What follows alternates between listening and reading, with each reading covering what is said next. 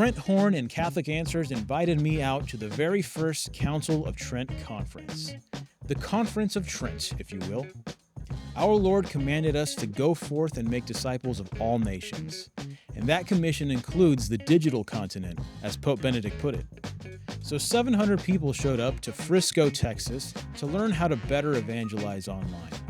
It was a blast. I got to meet a bunch of cool people, had some interesting conversations, everybody had a good time. However, obviously not everybody can make it to the conference, so I decided to ask a few of the creators there if they could give us a few pointers to keep in mind when we are evangelizing online. My tips for evangelization include learning how to pray. To make sure you actually know what you need to address with the person instead of just monologuing to them, because even a doctor has to diagnose what the issue is with the patient before giving a solution. I think the most fundamental thing that you have to always have is you have to lead with love first.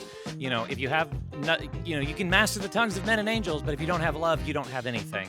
So focus on that, master that, and then the rest will follow. Sharing your journey from an authentic standpoint. Social media can really dehumanize us.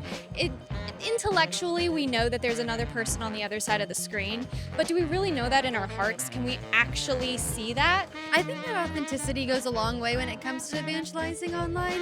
People like to follow people, and I think that is really evident in the way that we interact with others. I would say people need to be more charitable. We need to do our research a lot more and be understanding of each other. Making sure that you've discerned that it's a real call from the Lord to be online and evangelize. Yeah, like having that relationship with the Lord really solid before going into any sort of teaching role. Don't be afraid to say, I don't know. Because it seems like a lot of people want to talk about everything under the sun. Having fraternal correction.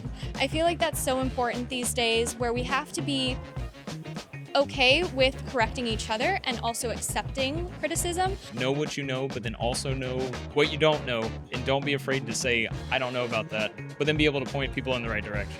Allowing the Lord to work through you and recognizing that you cannot do anything without His grace. The goal should always be oriented towards bringing people to a point of prayer and a point of conversion. Start a YouTube channel. All right. There you go. Like and subscribe for part 2.